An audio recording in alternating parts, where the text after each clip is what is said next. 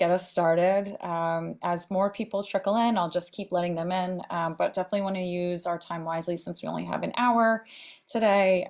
But welcome. Thank you again for coming to our event. As I mentioned before, we had about 30 people register, so we're hoping for some more folks to jump in. But if not, this is going to be a great intimate conversation about business jobs from a humanities background and how to kind of navigate that process. I know there's also a little bit of tech, a little bit of creative fields here, so we'll have like a wide variety of a conversation here, touching on a lot of stuff. My name's Maddie Gregory. I'm a career counselor at the Cawley Career Education Center. I am working primarily with Georgetown College students, but I also work across all 4 schools, trying to help students really connect their academic backgrounds to what they're thinking about doing off the Hilltop and help them translate those experiences. So one of the things that has become a priority is creating panels like this where we get alumni to come back and tell us about their experiences and how they've been able to translate those experiences into, for lack of better terms, the real world. And so I am going to pass this off to Nicoletta so she can talk about the Cawley and Humanities Initiative partnership briefly, and then we'll jump in, we'll hand it over to Nick, and then we'll get started. Nicoletta, go ahead. Fantastic. Thank you, Maddie. Good evening, everybody. My name is Nicoletta Pireddu, and I'm the inaugural director of the Georgetown Humanities Initiative. This initiative promotes interdisciplinary collaborations across departments for research, pedagogy, and public-facing projects with which we want to demonstrate the enduring value of the humanities for the understanding of the human condition. And in our endeavors, the Cawley Career Education Center is a crucial partner, as we wish really to help humanities students connect their academic formation to the professional world. And this is how the Humanities Career Roundtables series was born. Maddie and I have been working together for 2 years now, and I'm really grateful to her for her energy and her vision. Tonight's event is particularly dear to me because it really allows us to appreciate the value of humanities skill sets in a business environment. Business leaders need to be sophisticated communicators and problem solvers, able to deal with complexity, if you want. They need to demonstrate emotional intelligence and adaptability. If they wish to innovate, they cannot just apply notions, right? They need to think about people and to understand them. And all these abilities are fostered in particular by the humanities. So I really wish to welcome and thank our panelists and moderator, because I'm really sure that their experience as humanities graduates thriving in the business world will be inspiring to all current students, those who are here with us and those who will watch the recording of this event. So I'm really eager for the conversation to start, and without further ado, the floor is yours. Thank you so much.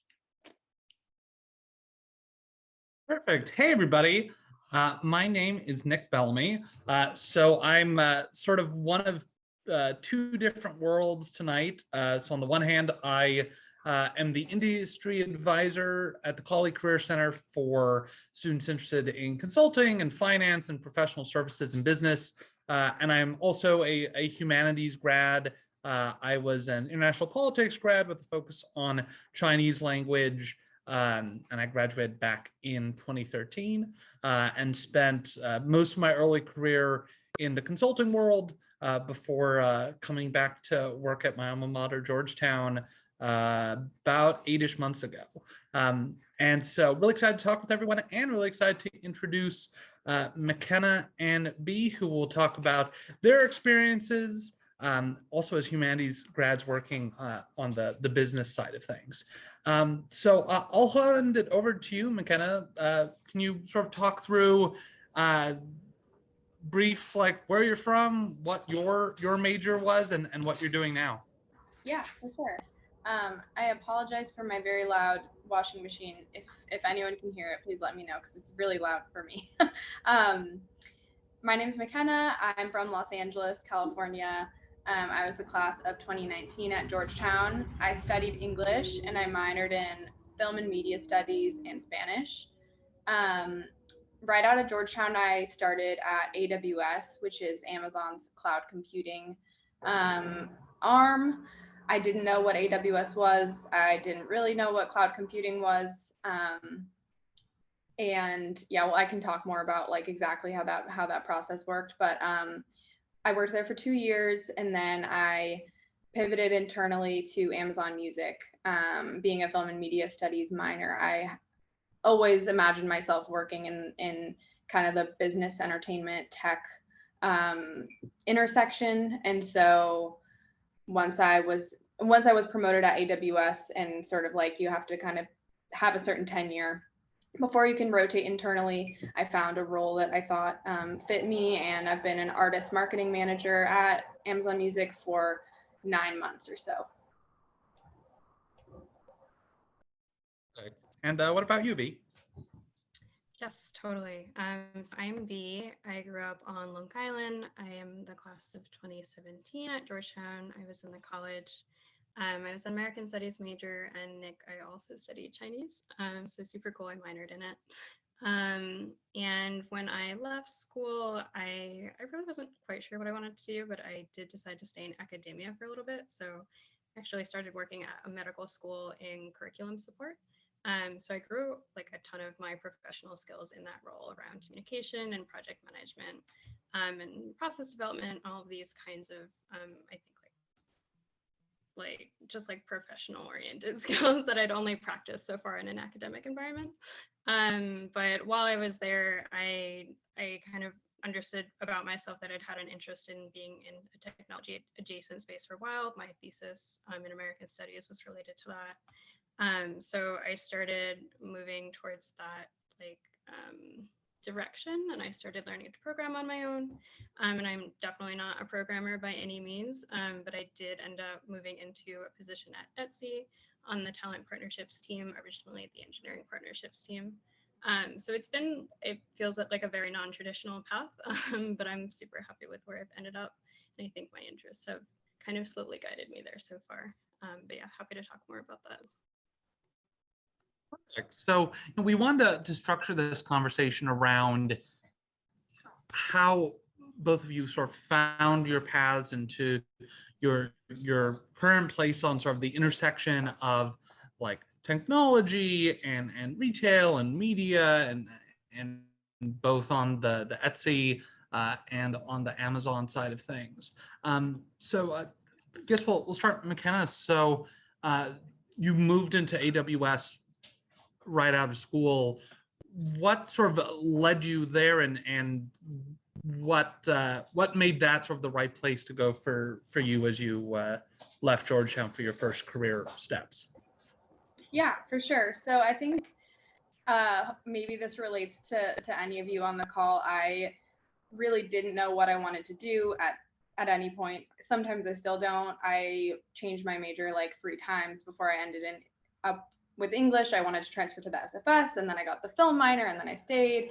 And ultimately, like, English was the only major that I could complete to graduate on time, and I always loved English. So it was really random, and I just share that because I think that's people don't say that enough. Like, it's okay if it's just all kind of like coming together. It will come together, and I think that's kind of also how I ended up at AWS. I tried for consulting a little bit, but I couldn't really nail the case interview thing. And so I wanted to work at a tech company, but as you might know, it's harder to find entry-level roles at big tech companies. So I was really throwing my resume out anywhere that I could, mostly using Handshake. And kind of weirdly, AWS had just started their first ever product marketing leadership development program, which was basically hiring undergrads into product marketing roles, which isn't really an entry-level role. So it was kind of an experiment. It only lasted 2 years because of that. But the man who started that program at AWS was an English major in college, and he deeply believed that this highly technical company that is really hard to conceptualize, and everyone's an engineer and deep in product and deep in the tech language, they needed like English majors and comparative literature majors and history majors to come in and like make sense of these products to like C-suite and people that don't necessarily know about like, you know, Elasticsearch service or whatever it is. And so I feel like I got lucky in that way. It was really just a resume drop, which, and then like 5 hours of interviews, but it was all behavioral. And yeah, so sorry, that was a long-winded way of saying how I got the first role at AWS. And again, yeah, went into it really not knowing what to expect. Amazon has a culture of like self-service, kind of, they call it drinking from the fire hose. Like you're just bombarded with information and you have to parse through it on your own to kind of train yourself. And knowing how to read, knowing how to talk to people, knowing how to write emails, I think that's the way that I survived those early days where I felt completely bombarded, had very little tech background. Like my only real tech understanding was like media tech. I didn't know what I was doing. So yeah. Oh, that's great. And B, so you sort of did the reverse. You started in a more traditional humanities role in higher ed and then made the shift over to Etsy. So you talked a little bit about sort of the skills you built up in the higher ed role working on curriculum development, but what made you do that shift into more of the tech and consumer goods side of things? Yeah, I think that's a really good question. I think on the long and short of it is, while I really enjoyed supporting students and being in academia, like just in terms of career prospects, I think I would have needed a master's degree to progress, or even a doctorate just in the field that I was in, and that wasn't for me at this time. I think it's something I'd be interested in much further down the line. So I decided to switch industries because of that. And so I think when I thought about where I would go next, I honestly, as an undergrad, I didn't think I'd ever go into business. And at that point, I still was like, the private sector is not for me. So it was really interesting. But I did know that I had this like interest in technology, and I knew that there could be some good opportunities in the field. And I also just, because I didn't have like assignments due after work anymore, I suddenly had a lot of like free time on my hands, which was pretty cool and not something I'd had in my life before that point. So I started learning how to program. I had a few friends who are actual software engineers, so it was pretty cool to be able to learn a little bit from them and kind of learn on my own. And so I was looking at technology as a programmer, but I actually kind of discovered by accident that there's like tons of things you can do in business that are interesting and don't have to be programming, or something like, as I guess that would be as intimidating to me as like learning how to manage products with absolutely no experience. So I found out, I guess through my network, a role opened up at Etsy that was on this like engineering partnerships team, and I didn't really have any experience with the kind of work that they do. We work with vendors a lot, and we kind of help source like staffing, temporary staffing, and things like that. And none of those things I think were an initial interest to me. But I started to see the parallels through talking with this person that I knew, and I saw that the skills that I enjoyed, or the things that I enjoyed about working in academia, were the same kinds of things I'd be doing in this position. So supporting hiring managers really directly felt just like supporting faculty really directly. And so I was able to transfer that passion over. And then I think it's really helpful that I'm like a very mission and like values oriented person. So switching over to the private sector was really, really important for me to kind of continue to see that in my work. And I had thought that that would be a barrier for me when I had always thought about business, but finding that in the private sector, I think, was like a really pivotal moment for me. So yeah, it's been a really interesting like journey and discovering a lot about myself and what I'm interested in personally, as well as what the opportunities are out there. Great. And yeah, I can give a little bit of sort of my journey. So like I said, I was an international politics grad. I my plan originally was to work for the Foreign Service and be a Foreign Service officer.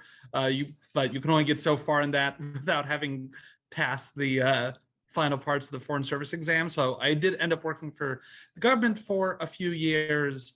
But then I think like you sort of got to the point of, there's only so much compensation that's there. There's only so much flexibility that's there. And even though I swore that I really, really, really didn't want to work for a for-profit company, I found that by doing consulting, I did government consulting, that I could still feel like I had an impact on things I cared about, while still having sort of the higher standard of living and more flexibility that I wanted to have.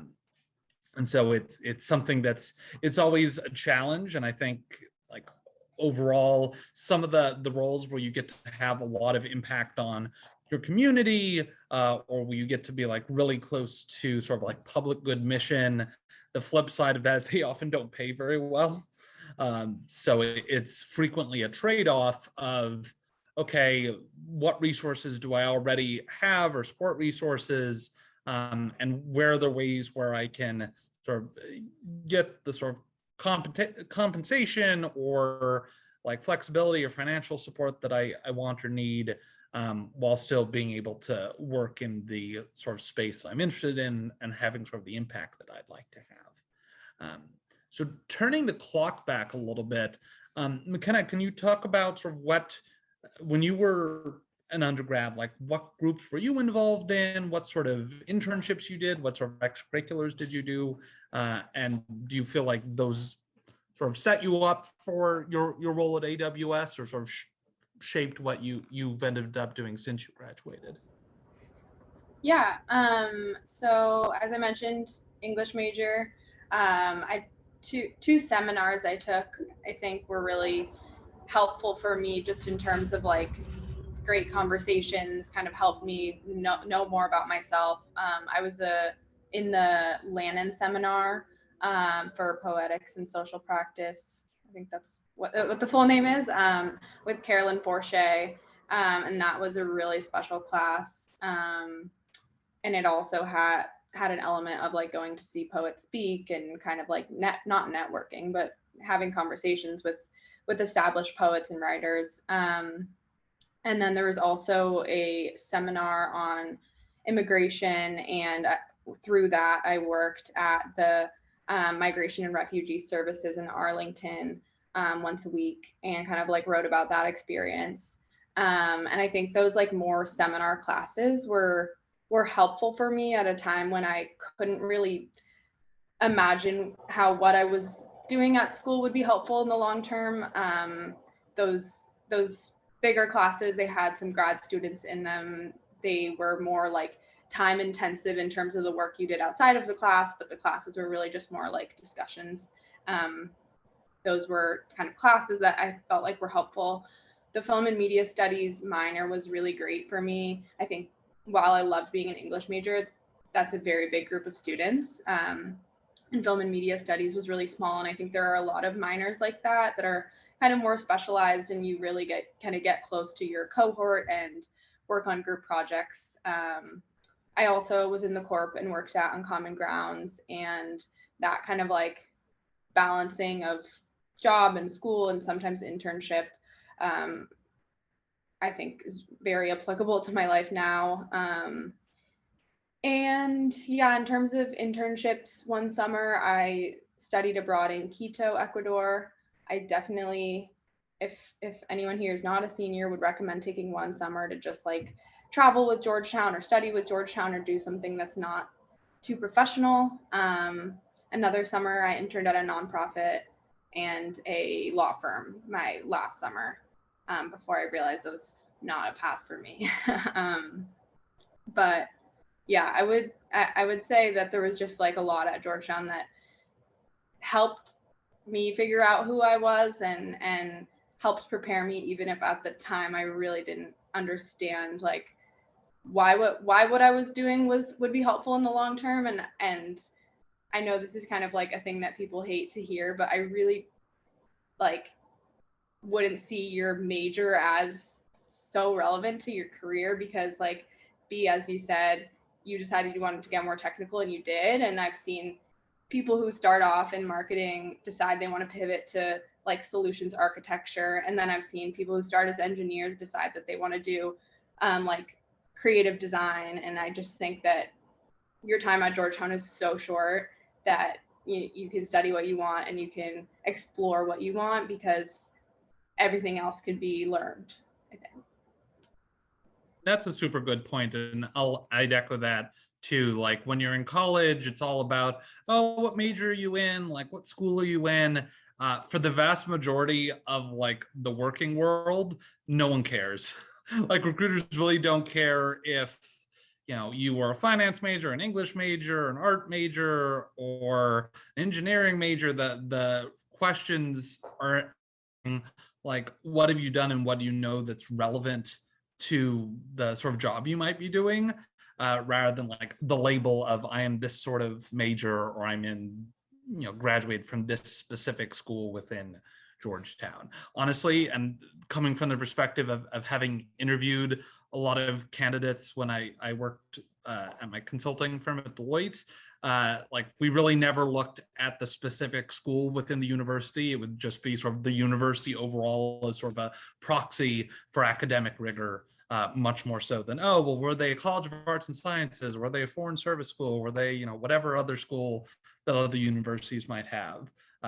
It's really about like, what can you show in your resume and cover letters and your interviews that is relevant to that sort of role.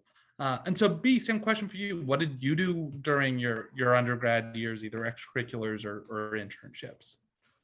Yeah, for sure. And definitely also want to echo, like, for sure in my experience, like nobody looks at what you majored in, like ever. My colleagues come from all kinds of different backgrounds, and it's fun to like hear about what they studied and what they were passionate about. And I want to say it's often not related at all. We're not overtly related to the work that we're doing, but definitely agree that the skills carry forward. But in terms of what I did on campus, I think, I guess there's the kind of like the academic track, and then there's the extracurricular track. So I'll dive into kind of extracurriculars primarily right now. I would say that two things come to mind. So the first is I was pretty heavily involved in Nomadic Theater Company. I produced a show my senior year, and I was super, super proud of it. And I think that kind of work is where I started understanding that I enjoy project management, I enjoy process development, I enjoy trying to kind of create relationships between teams and organize things and help people when they hit roadblocks. And so that, I think, is directly what translated into my first position, especially in academia, but also has continued on in my current roles as well. And then I would say the other thing that was a little less obvious to me at the time was I studied abroad in China, and I don't speak Chinese in my professional career at all, at least not right now. But my professor, my spoken Chinese professor, while I was there, very heavily emphasized like self-learning skills, because she wanted us to be like empowered to continue learning Chinese when we left China, when we left class, when we left school. And so I ended up using those skills to start learning a skill myself after work, when I was trying to learn how to program. So I think when I decided to minor in Chinese, I thought maybe it could shape my career. I really wasn't sure how, or if it honestly would at all. And right now, I don't think it's shaping it in the way that I ever thought it would, but it's those small things that kind of come out and end up making a difference at some point. So I'm really grateful for that experience. And I also had taken an American business course, American business in China course while I was there. And I'm sure you all will see much more clearly how that relates to my current career path than I did at the time when I was taking it. Which at the time I really was just taking it because I needed an American studies credit while I was studying abroad, and that was the only option. But I discovered in that class that I'm really interested in strategy, especially business strategy, and I hadn't seen anything of interest to me before that point. So I think, again, it's just the more you kind of pursue what you're interested in, I think the more those interests kind of slowly align towards a career that is going to feel fulfilling to you. no matter where it ends up being. McKenna, what you were saying just really resonated and reminded me of that, as I've experienced it myself. So I definitely would second just kind of getting involved in the things that are interesting to you, and not necessarily worrying about whether it will ultimately like take you somewhere. I think it definitely will. It was hard for me to trust that when I graduated. I was very nervous all the time. But I see all these kinds of different threads coming through in my career, from places I really least expected them to. For me, I mostly did Model UN, so IRC, when I was an undergrad. And I think that the biggest thing that's helped me with is like it very much gave the opportunity to meet and work with people from a lot of different diverse backgrounds, whether that's geographically or culturally or socioeconomically, not just within like the Georgetown community, but also various other schools as well.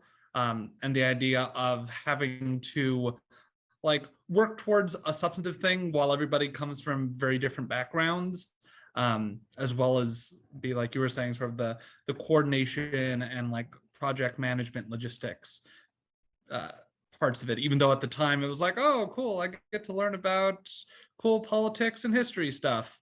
I think in the long run taught like some good functional skills that I've definitely used in my career as well.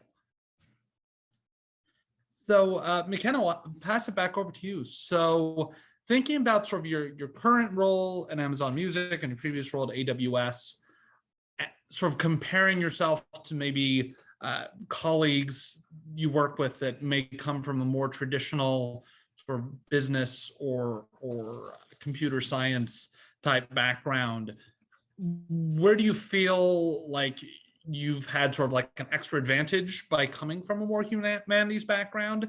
And is there any areas where you've had to like work extra hard to sort of build up skills because of coming from that humanities versus a more traditional business or comp sci background? Yeah, I haven't really thought about that, but I think again, just like reiterating at least for me, my job is like sometimes feels like 90% writing emails. And if you are a good writer and you can kind of like get all the details out the first time, keep it short, make it make sense, like you're already ahead. And I think like the English major definitely taught me how to write. I I don't know that that's necessarily ahead of my colleagues, but I think I do feel like strong in terms of my ability to write and my ability to kind of have productive conversations.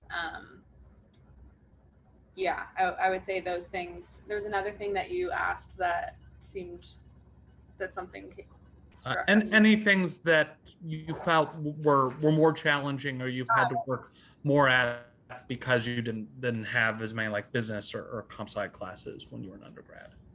Yeah, I think actually once I moved over to Amazon Music, more so than AWS, which probably doesn't make much sense, is like metrics are everything. And I don't.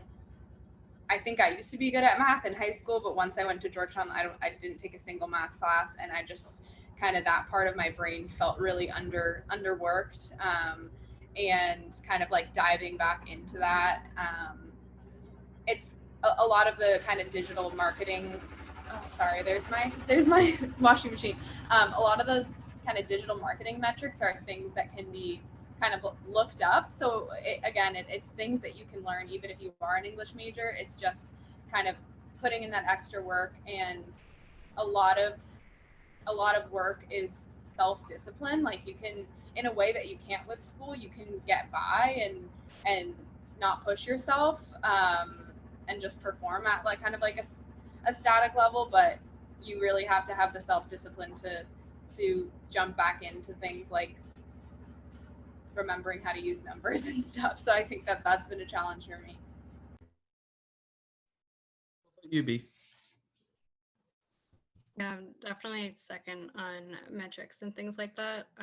I've discovered a huge passion in myself for data, so I actually willingly move as close or rather like as far in the data and kind of evaluation direction as I possibly can. I think I had been interested a lot in analysis and drawing connections and things like that in undergrad, and that's what drew me into American Studies.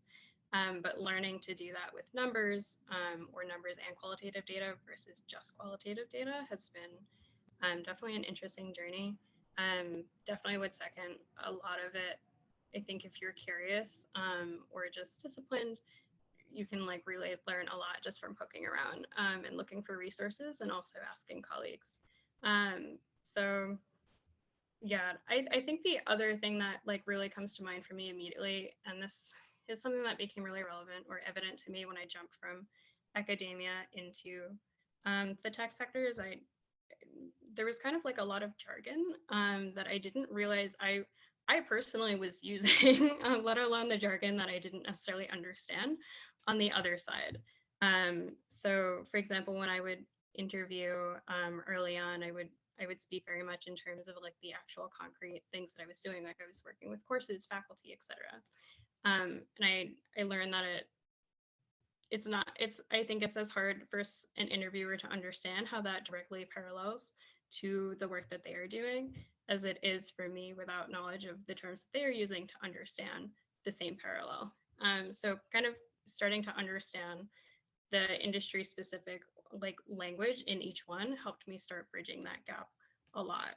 So I definitely recommend like connecting with folks, networking, having conversations if you are looking to start drawing those parallels, or of course talking to a career counselor, which is really helpful for me right after college. Yeah, I think that's like the biggest area where I felt kind of a bit of disadvantage when I started trying to move into business. I was thinking for me, similar to what you were saying, McKenna. I mean, one of the reasons why I came to Georgetown is, at least at the time, SFS had no math classes in the core curriculum, so I could be like, "Hey, I don't have to do any math," which was a plus at the time. But yeah, it meant that obviously had less sort of math background. I'm still mostly operating off of senior year of high school sort of math knowledge. But I'd say one of the things that I definitely undervalued when I was an undergrad and thinking about like what would be useful for future career skills is just being able to communicate and have empathy with people. That's super valuable in consulting and really valuable in any sort of customer or client facing role in business. Is that there's a tendency to be like, oh, well, everything is data or computer science based. But really the vast majority of decisions are made based on being able to convince people that the data you analyzed and the insights you found are true, or that the course of or direction you're suggesting is a good direction, and being able to like connect on an interpersonal level with people, particularly other people that might be different than you, that might not like you, that might not like your boss or your division or your company, and being able to create that personal connection. So I think that is something that particularly the humanities sets you up well, is being able to build that empathy, because you're just always engaging with different perspectives, different opinions, people's different backstories. And honestly, across really any business sector, and this would also include like government organizations or nonprofit organizations, there is a real value in being able to translate, not from like a pure like between languages perspective, but translate from like organizational cultures. Like usually one of the biggest gaps is between like engineers, so people doing the programming, and like the lead program managers, or like kind of said like the C-suite. So that's like the CEO, or the CFO, like chief financial officer, chief executive officer, and the people that are doing the work, because they often are in such different perspectives, like way deep in the data or way deep in the programming, versus like, oh, what's our broad strategy? And being able to link those two is both a surprisingly rare skill and an incredibly valuable one. And that's one of the things I think that humanities students, particularly at Georgetown, where we're focused so much on thinking, more qualitatively and thinking about what are all of these less tangible or cultural factors that impact things, gives a unique perspective that helps bridge that gap more easily. So that's definitely something I had not anticipated was going to be super valuable, but definitely has been.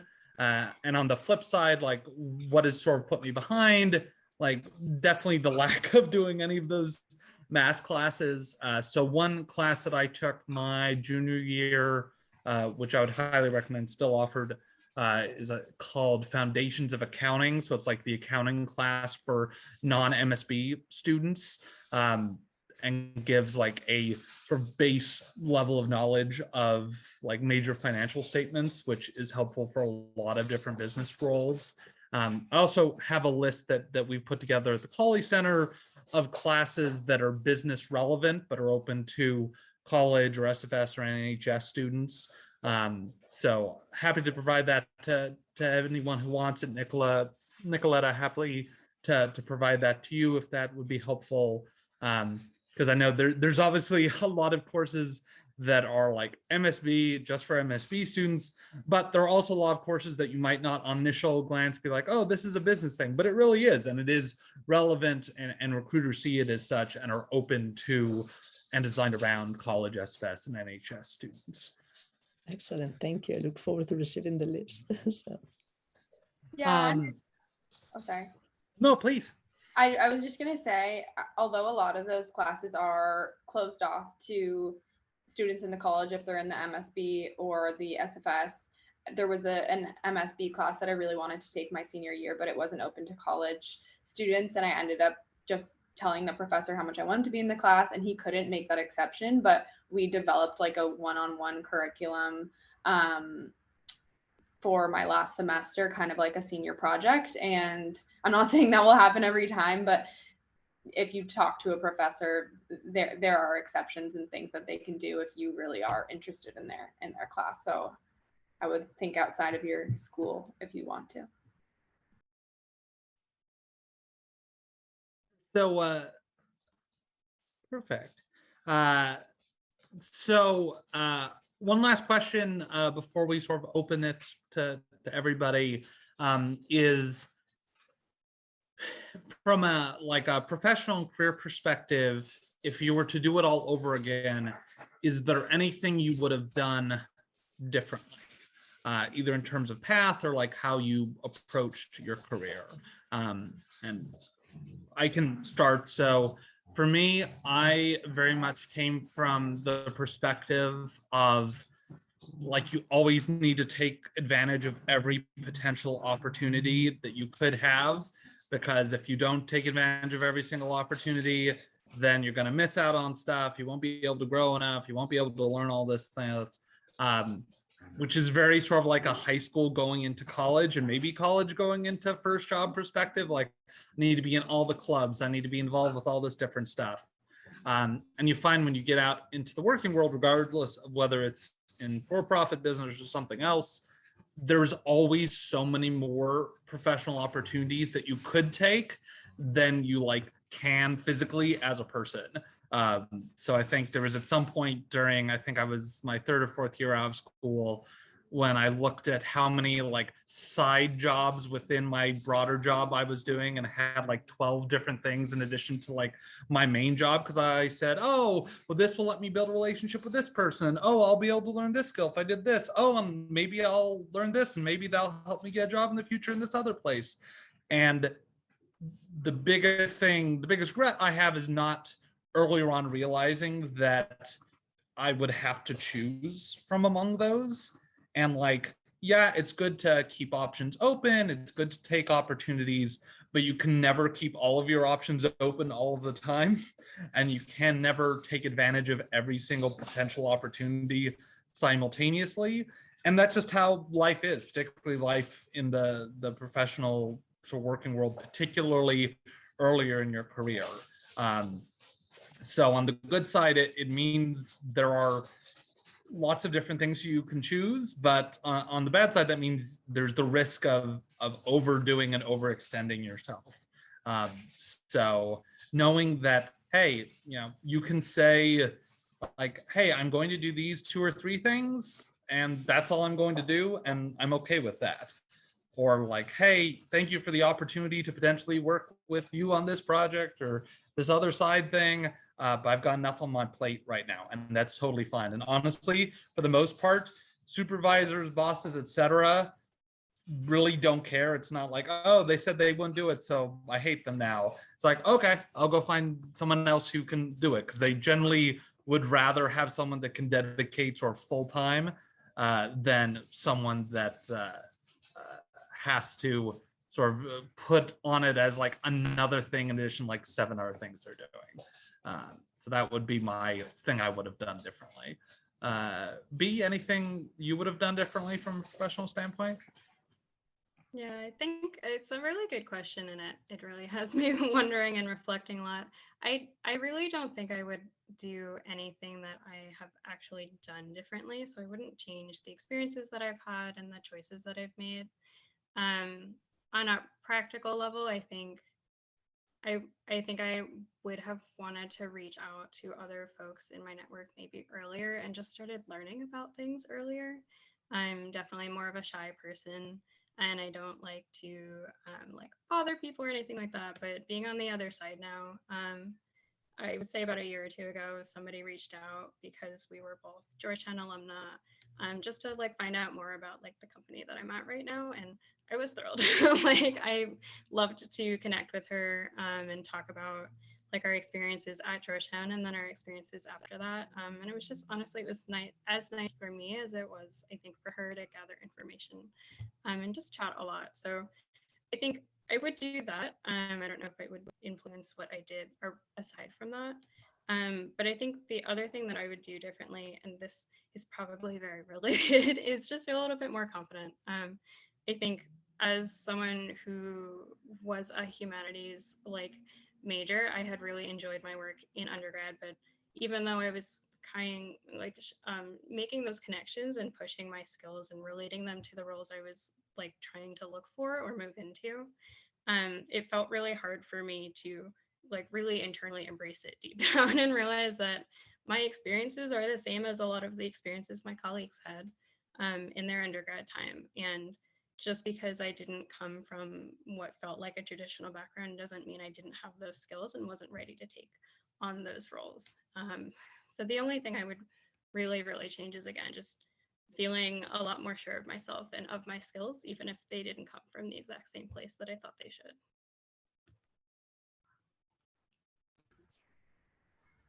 You, McKenna? Yeah, I would definitely second both of those last things. Be talking to people.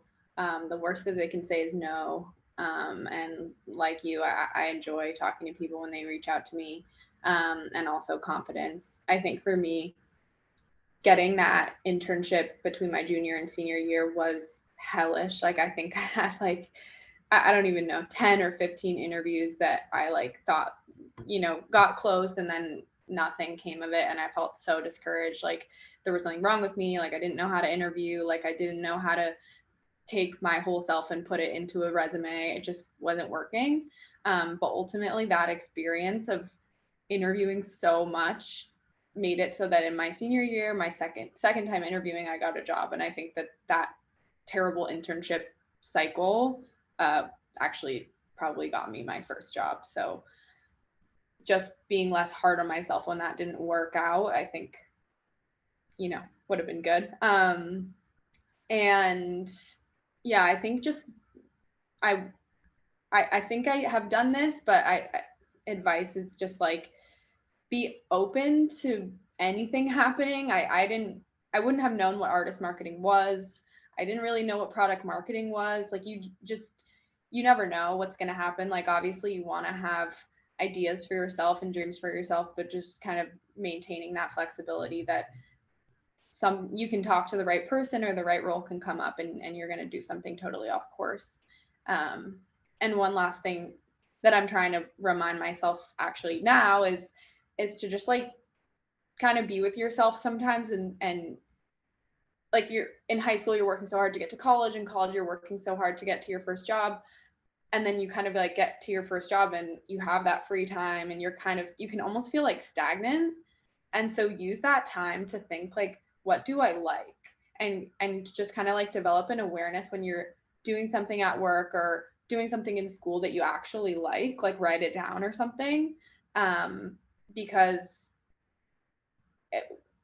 I'm sure like a lot of you want to be successful, you want to get that great job, but at a certain point you're going to want to have a job that you like. So what is that? I'm trying to figure that out too. No, that's great. And a perfect plug for career exploration appointments. So thank you, McKenna. No, thank you so much, everyone. So just want to open up the floor now for question and answers. I stole the mic from Nick so that he can be a full-blown panelist for this part.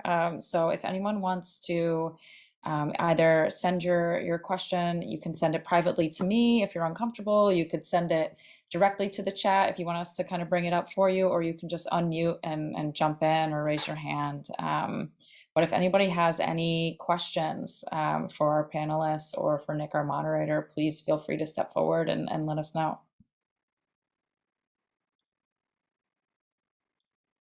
And if not, then I will ask a question, I suppose.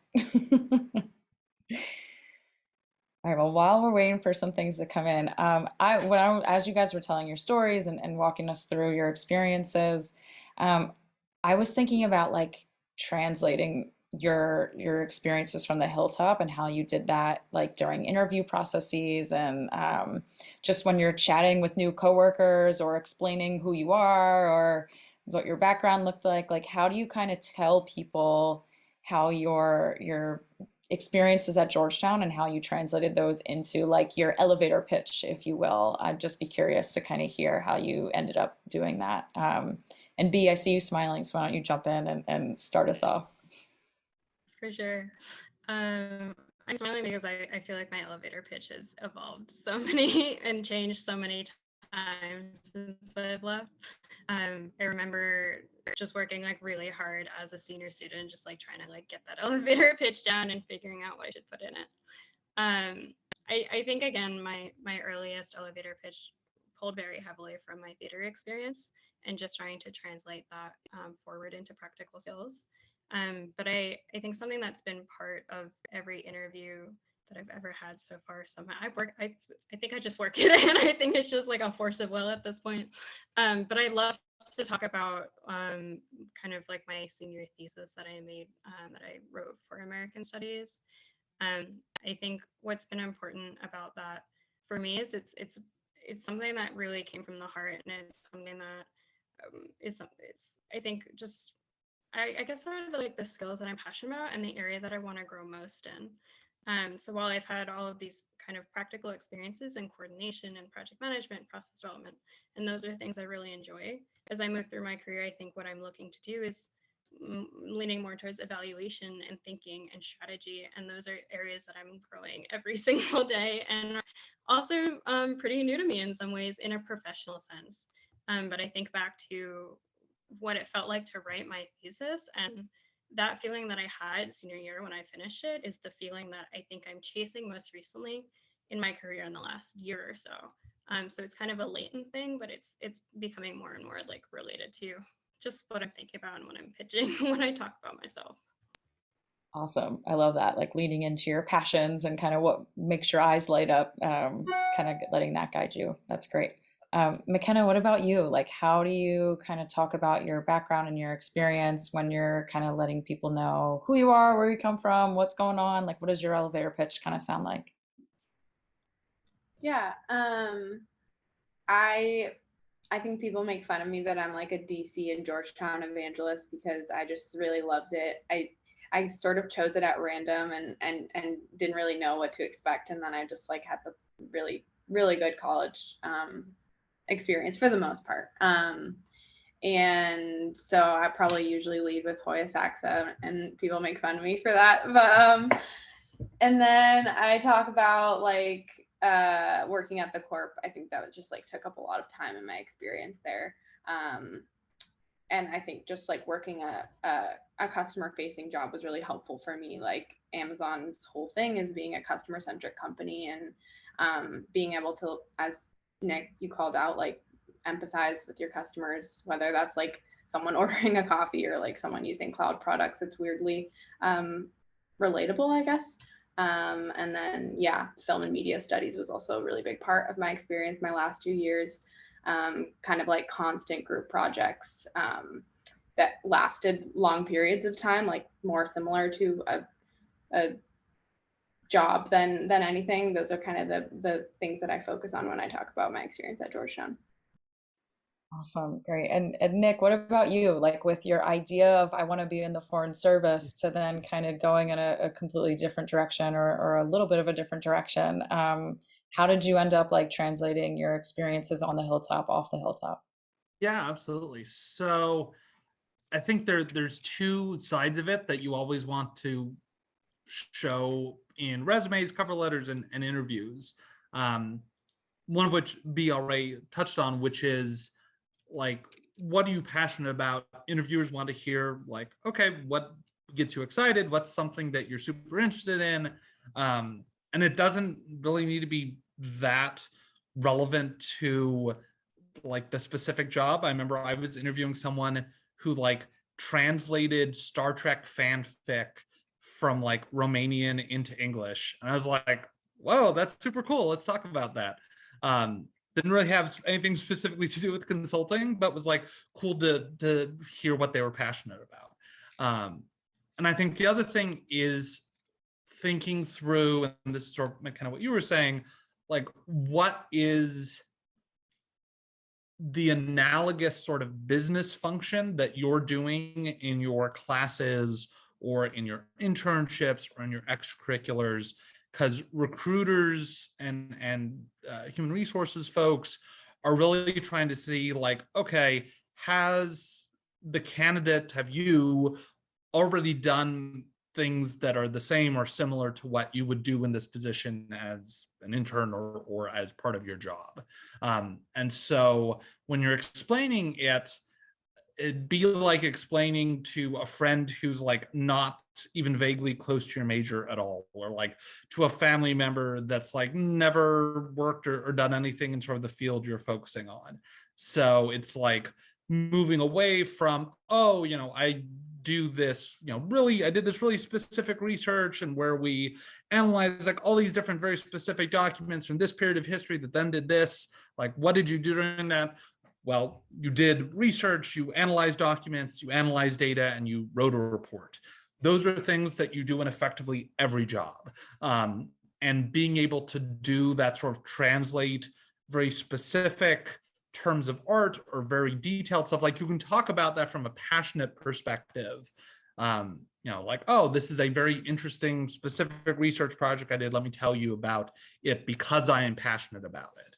But from a let me tell people what experiences I've had or what I've done, is being able to take all of that to a higher level of abstraction. So kind of like you were saying, you know, working at the corp, being able to engage with customers, building interpersonal skills and being able to communicate in a rapid environment. Like that's relevant in so many different places, regardless of whether you're, you know, selling coffee at Midnight Mug or whether you're like stocking the shelves before like the rush when everyone's coming in for midterms, and being able to make that sort of translation explicit in your cover letters and resumes. So that's always something I encourage folks as you're like working on your, particularly your resume, is try to run it by people, either family or friends, who have like nothing to do with your major. Like, is it understandable to people that aren't in that major? Because in general, people that are reviewing your resume will not have done the same major as you, or would not have done the same internships at you. DC, we get in the really bad habit of being like super acronym-y and being like, oh, I worked at the, you know, DOS to be an FSO and all this other stuff, because we're like, oh, that makes me sound super cool. Problem is that makes you very inscrutable to like recruiters that might not be from DC, may have never been to DC, may have never done anything government-y. And even if they have, it just makes it hard to understand versus like, oh, I work for a government organization, you know, analyzing different reports, or I worked for a professor where we had to do all this research, or like I coordinated this big event with people from all over the place. And taking that to a level of abstraction while also being able to verbally say, particularly in your interviews and potentially even in your cover letter, like, this is something I'm passionate about, where you can get more into those details once you've already made the very explicit link between what functionally you did and how that is relevant to the sort of job or internship you're applying for. Awesome. Awesome. Thanks so much. Okay, so we had one question come through the chat. I know I want to honor our time. We have 2 minutes left, so I'm going to try to make it real quick. So when finding your way to your first job, how do you balance, one, your like skill set and the jobs that you're capable of doing, two, what you're passionate about, and then three, finding a company whose mission and values align with yours? Any of our panelists, or B or McKenna, any last words that you can speak to that kind of address that? I think it's definitely like, you kind of need to think through those priorities. I think some of those things I've kind of put to the bottom. I didn't really think I would work at a big company like Amazon, but everything you do sets you up for the next thing. So I'm learning a lot, even though I didn't think this is where I would be. So I think those priorities are different for everyone. I think, you know, if you really want to live in New York City after school, you probably like can't take a nonprofit job that pays a certain amount, and you can't live in New York City. Like, you just have to think through those things. But yeah, I don't know. Totally. Yeah, What I about you? definitely would, for sure. I think one thing for me that's been helpful is it's always kind of a work in progress. So if I'm not meeting all three values at a given time, there's always room to continue moving towards that. And every step that you take is a stepping stone towards getting there. And I'm learning more and more about myself and how I feel about all of those things as I'm going along too. So I think I've read a lot about that in my first role, and I think knowing as much as I could about myself before my first role helped me land in a place that I felt comfortable. And I've learned so much since then. And I've just continued moving in the direction that feels right for me. Yeah, and you just made me think of something to be, it just like, in any kind of company, even if the company might not necessarily align with your values, like, there are people and there are ways that you can kind of, for example, at AWS, I was on our DEI board, and like helped run unconscious bias trainings, and there's like sustainability projects. Like, you can make small differences at big companies if your concern is that you're not going to have any outlet that way. Yeah, definitely. Thanks, McKenna, seconding that. But I've been able to find it as well in all of my roles so far. So I think that's super, super critical. Awesome. Yeah, and I'd sometimes say the only thing I would add as a final note is that there's never such a thing as a perfect deal. So if you're see a job or get an offer where you're like, this looks like amazing, and it has zero downsides, that means there's a downside that you're not seeing. And, you know, that will change as you go through like different stages in your life. Like, you might say, hey, you know, I'm just starting out and I want to do something that's super impactful. Or you could say like, hey, I'm just starting out. Like, I really need to like build up some money and like credentials first, and then maybe I can do something that's more impactful. Or like, I'm totally fine right now working 60 to 70 hours a week, but maybe now I've got dogs or like a partner, or like don't want to have to commute constantly or like be up at all hours, and now I want something that's more flexible with fewer hours. So just know that like the either triangle or like pentagon of, do I like it? Do I get paid for it? Like, is it flexible? Am I learning anything? Am I like having an impact? Am I like morally okay with what I'm doing? So maybe it's like a six-sided thing. Rarely you will get all of those at the same job or at the same organization.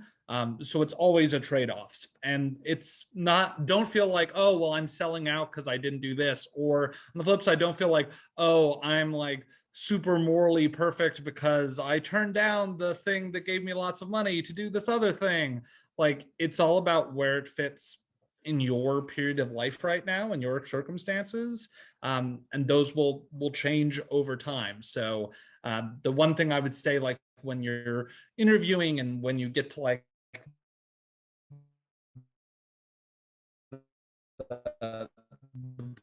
portion of the message you have for me, the person working here already, really not like about your job, because everyone really doesn't like at least one thing about their job, and that helps get sort of an insightful question into what that field is like.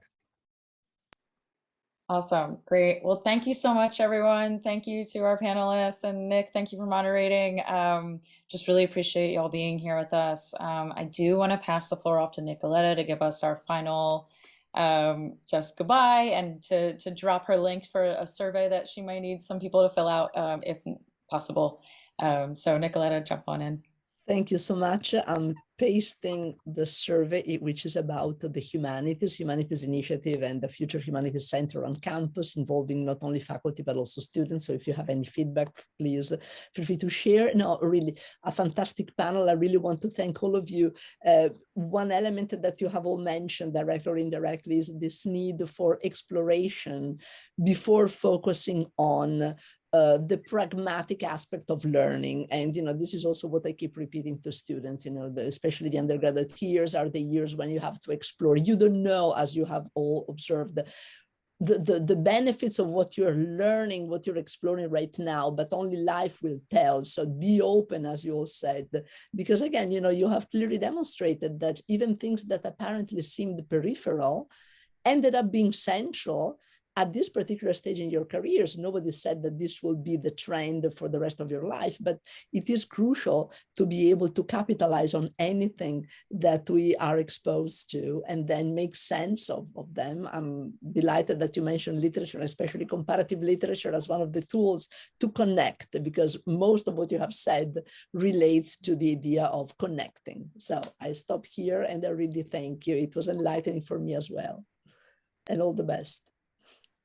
Awesome. Thanks, everyone. Thank you. Thank you.